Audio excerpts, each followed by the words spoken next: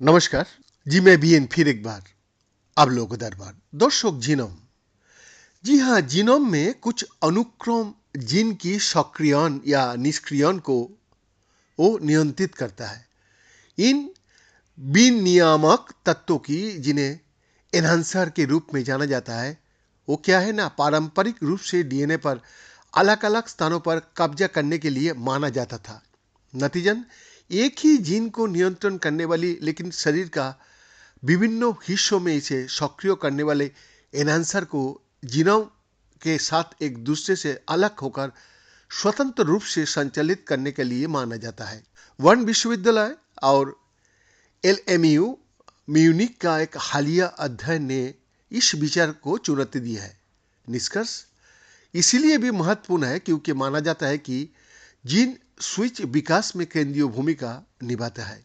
यह अध्ययन science advances पत्रिका में प्रकाशित हुआ है। पौधों और जानवरों के रूपों का खाका उनके डीएनए में एनकोड किया जाता है, लेकिन जीनोम का केवल एक छोटा सा हिस्सा स्तनधारियों में लगभग 2% यानी जीन प्रोटीन बनाने का निर्देश रखता है। बाकी हिस्सा काफी हद तक नियंत्रित करता है कि ये जीन कब और कहां सक्रिय होता है, उनके कितना ट्रांसक्रिप्ट बनता है और इस प्रकार इन ट्रांसक्रिप्ट से कितनी प्रोटीन बनता है। इनमें से कुछ विनियामक अनुक्रम जिन्हें एनहांसर कहता है, हमारी लिविंग रूम में प्रकाश को नियंत्रित करने के लिए उपयोग किए जाने वाली डिमर स्विच की तरह काम करता है। वास्तव में ये विशेष रूप से एक विशेष जीन की अभिव्यक्ति को बढ़ाता है जहां और जब इस जीन की आवश्यकता होती है। आकृति विज्ञान को नियंत्रित करने वाली जीन अक्सर कई स्वतंत्र एनहांसर पर प्रतिक्रिया करता है, जिनमें से प्रत्येक एक अलग शरीर का अंग में जीन की अभिव्यक्ति को निर्धारित भी करता है।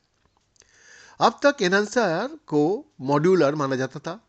इस शब्द का अर्थ है कि प्रत्येक एनहांसर डीएनए का एक अलग हिस्सों पर कब्जा करता है। हालांकि हमने दिखाया है कि ये पूरी तरह सच नहीं है। मरियम मुसरिडेस बताती है, वो प्रोफेसर डॉक्टर निकोलस गोम्पेल के समूह में one institute of organism biology में पीएचडी की छात्र है और अध्ययन का पहली लेखिका भी है। गोम्पेल वन विश्वविद्यालय में transdisciplinary research area life and health की सदस्य भी है। बीएन का एक्सक्लूसिव रिपोर्ट।